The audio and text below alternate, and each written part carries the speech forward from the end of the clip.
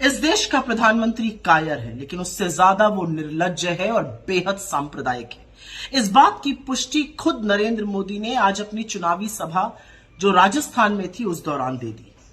नरेंद्र मोदी जी, जिस दिन से चुनाव शुरू हुआ है आपको सिर्फ हिंदू, मुसलमान, मुस्लिम लीग, मुगल रूल, मीट, मुर्गा, मछली यही सब दिख रहा है। और हमने भी ठान ली है कि चुनाव तो इस बार बेरोजगारी, महंगाई, किसानों के हक, श्रमिकों के लिए न्याय, औरतों की सुरक्षा, हाशिए पर लोगों के हक का जो हनन हो रहा है उसी पर होगा और हम उसी पर टिके हुए हैं। लेकिन आप एक भी मुद्दे की बात नहीं करना चाहते आज। लेकिन आपने जो कहा है ना, आपने मर्यादा की वो सीमा लांघी है जो पाप है। मंगलसूत्र पे आपने बोला है। आपकी हिम्मत कैसे हुई मंगलसूत्र पर बोलने की? आपने कहा कि कांग्रेस के मैनिफेस्टो में लिखा है कि आपका मंगलसूत्र भी वो लोगों में बांट देंगे। कांग्रेस के मैनिफेस्टो में मैं चुनौती से आपसे कहती हूं, ऐसी कहां पर कौन सा मैनिफेस्टो आप पढ़ रहे हैं जिसमें ऐसी बात लिखी है?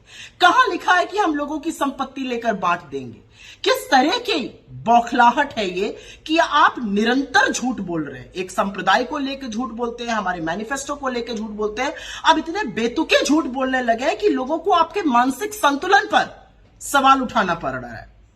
असलियत यह है कि आपको मंगलसूत्र का नाम नहीं लेना चाहिए था, क्योंकि एक औरत जब मंगलसूत्र पहनती है ना तो वो जन्म जन्मांतर के लिए दाम्पत्य के उस सूत्र में बंध जाती है जिसका सबसे पवित्र, सबसे पावन प्रतीक मंगलसूत्र होता है। इस देश के करोड़ों लोग पूरी निष्ठा से, पूरी ईमानदारी से दाम्पत्य के सूत्र को, दाम्पत्य के संबंध को निभाते हैं। आपको मंगलसूत्र पर इतनी घटिया गंदी टिप्पणी नहीं करनी चाहिए थी कि हम औरतों का मंगलसूत्र लेकर लोगों में बांट देंगे। यह सिर्फ एक जेवर, एक गहना नहीं होता है।